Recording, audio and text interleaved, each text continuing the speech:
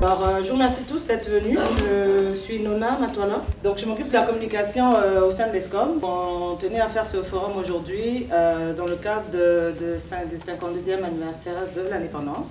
Donc, aujourd'hui, le thème du forum, c'est l'immigration, les études et l'emploi. Et nous avons aujourd'hui quelques conférenciers qui vont nous aider, qui vont nous éclairer un peu sur les sujets. Je déclare donc ouvert la conférence sur l'immigration, les études et l'emploi. Je vous remercie une fois de plus.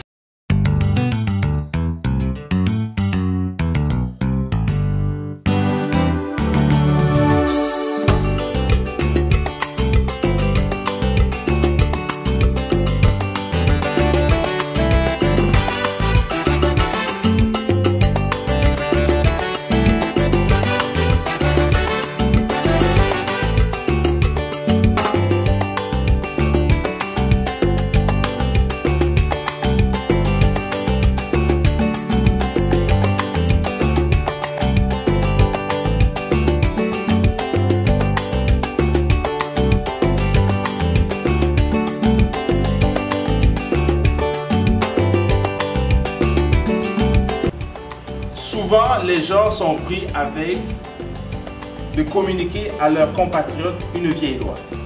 Une communauté devient forte lorsqu'elle partage des informations.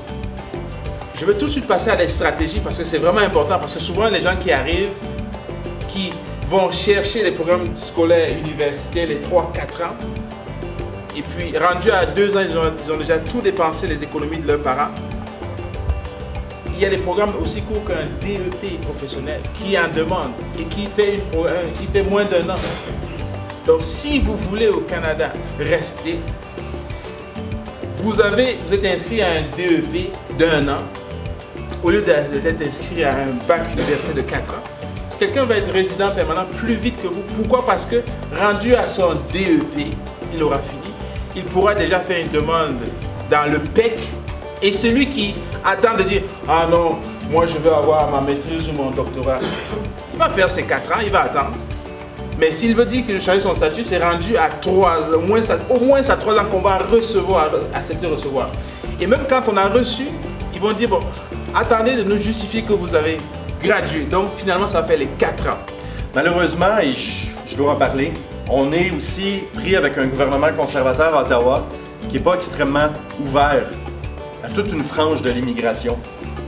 Et on le voit très bien, je vais vous donner des exemples concrets. C'est sûr que si vous venez de l'étranger et vous avez des millions de dollars dans vos poches, vous allez rentrer assez facilement. Si vous êtes rentré ici avec un visa de travail ou un visa étudiant, que ça prend des années avant d'avoir sa résidence permanente, c'est difficile d'avoir sa citoyenneté, et là vous voulez faire venir votre frère ou votre oncle ou vos parents, là on va vous mettre des embûches. Parce que c'est pas la vision qu'ont les conservateurs à Ottawa en ce moment. Je vais vous donner des exemples. Dans des projets de loi qui ont fait adopter le printemps dernier, le ministre de l'Immigration maintenant a le pouvoir lui-même individuel de dire que si vous venez de tel pays, vous ne pourrez pas être reconnu comme demandeur d'asile ou réfugié. Avant, il y avait un conseil indépendant d'experts qui se penchait sur la question. Dorénavant, c'est le ministre lui-même qui décide. Alors imaginez l'arbitraire.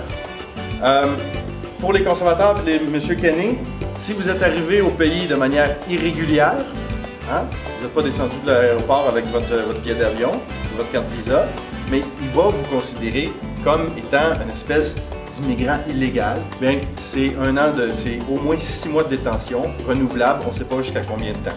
Ah, vous n'êtes pas dans une prison, mais vous êtes dans un centre de détention, vous n'avez pas le droit de sortir. Non.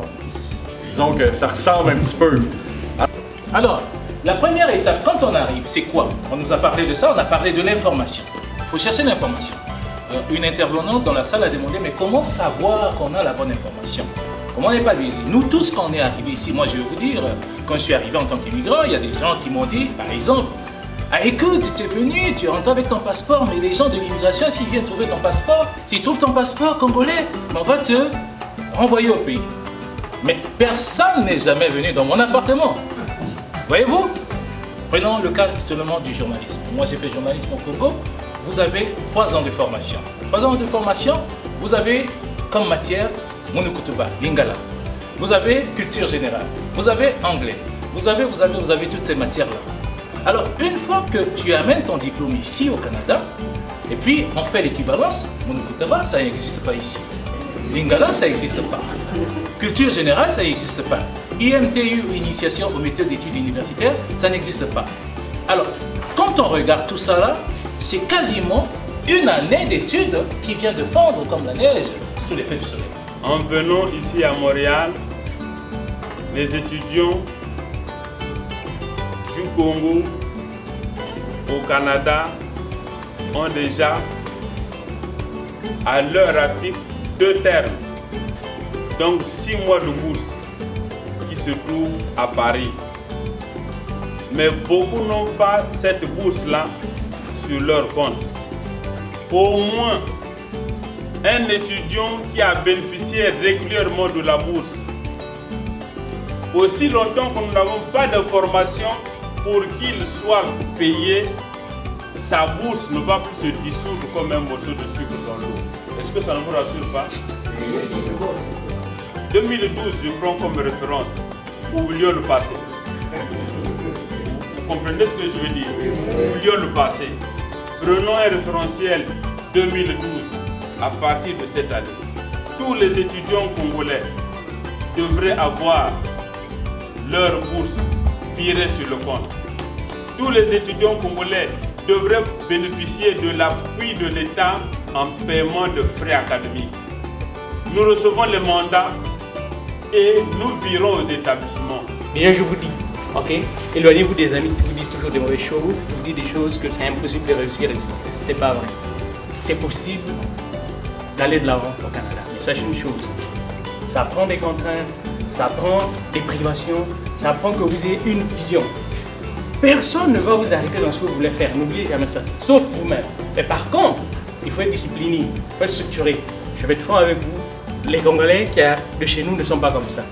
Ok? Quand vous arrivez quelque part, une première confrontation, un petit problème, les gens ont tendance à reculer. Oui, c'est bien de reculer, mais il faut reculer pour aller chercher une autre opportunité. Mais si vous arrivez tout de suite à la première opportunité, ça ne va jamais avancer. C'est comme ça l'Amérique du Nord. C'est pas pour les faiblards, pas pour les gens qui sont là à s'arrêter devant les difficultés, pour ceux qui veulent avancer. Même avec le foufou, on appelle communément le foufou, on fait du pain avec. Il y a une boulangerie ici à la rue, sur la rue Parc qui fait du pain avec du foufou. On fait des croissants avec la famille. Je suis ravi que vous ayez vidé le plateau qui a été amené là parce que manifestement ma tante vous l'a passé. Mais le gâteau a été fait avec exclusivement et à 100% la farine de manioc. Ce produit-là, pour ceux qui savent, je suis passé dans une émission de télé-réalité où j'ai présenté ce produit-là parce que j'ai cherché du financement. Et les dragons qu'on a rencontrés, il y en a un qui nous a dit vous avez transformé un banal produit en produit de santé. Autrement dit, la tubercule de manioc pour les gens ici est un produit santé. Bonjour, je suis Luce Boko. Bien, écoutez, j'ai participé donc à cette rencontre d'information. Bien, écoutez, c'était très intéressant. J'étais très surprise justement par les informations et les intervenants qui ont participé. Ils ont donné des informations pertinentes et j'ai trouvé ça très intéressant. Et puis, donc, j'espère que ce sera une occasion à renouveler. Je suis tombé sur une femme. Non, j'ai dit une fille. Soumière. Elle a déposé la tasse, elle a mis la cuillère et elle m'a demandé le café que tu veux boire là, c'est avec du lait sucré ou non sucré? Si effectivement nous arrivons à faire certaines choses, c'est parce qu'il y a des Congolaises, des Québécoises, des Congolaises et des Québécois qui essaient de nous accompagner dans ce que nous faisons. Et sur ce, nous avons estimé que certains parmi eux se sont distingués et nous avons estimé les remercier en leur attribuant les certificats que nous avons préparés pour eux. Il s'agit notamment de Madame Brigitte Gélina. Madame Mélanie Galland, merci pour votre implication. Monsieur Avik Mélan-Yao, Monsieur Ibaranga Gosso,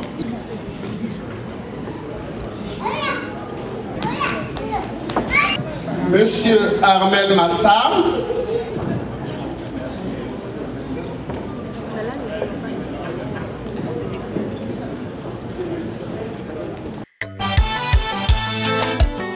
Mopao.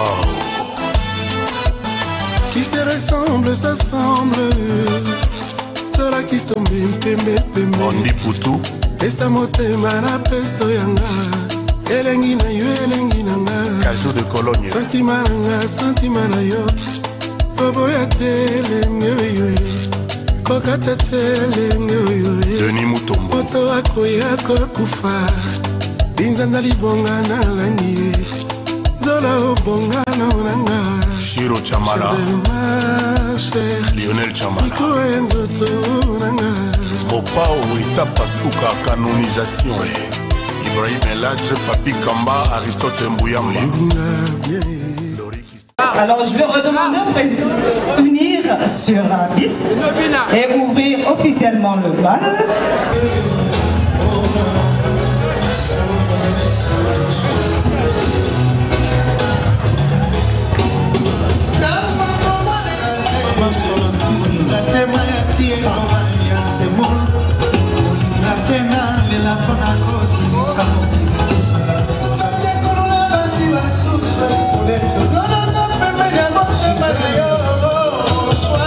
Sois juste un peu d'amour.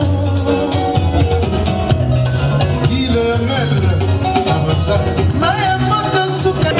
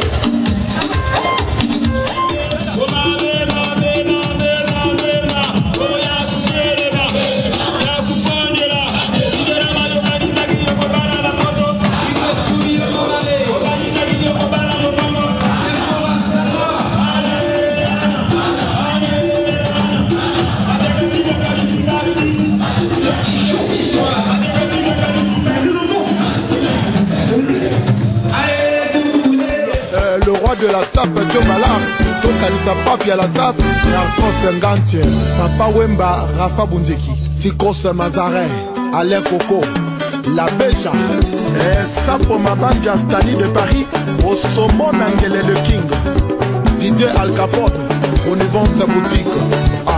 Au commencement, c'était pendant la colonisation. Les colons s'habillaient, culottes, chemises, casquettes tout en blanc. C'était beau à voir et voilà que nos grands-parents avaient imité. Pépin Mobali, filature, Cocoaya. À la fin de la guerre, les anciens combattants de retour au pays. Avec l'idéologie de l'accoutrement, c'est le commencement de la SAP. Avec André Matois, Balou Constant, Victor et Wamba, Tamoula, Emmanuel Eman, ni la FAT. Après c'est la génération Tati Kalafa, Préfet Kikonda, Manana Ngoma Le Mans, Stéphane Bongo Noir, et Boukababaka Semile Chanty. Dido Senga, à partir des années 60, il y a création des clubs. Avec Francos de Kodia, Kapi Camiro, Clémence Kimbembe, Pompadaron Bikoumou Troudé, Alain Mabiri, Jibé Bemba, Grégo Balou. Oui, c'est la génération de Yango, Mamaran, Maleba Condé, Masengo José Tongo, Masseria Sipa Destin, Lupelo Belos, Masalo, Fino, Lutierdo, Freddy Barra, Jean Limon, Nicolo Souri Cacharel, Calafat, Aoué, Louis Marie.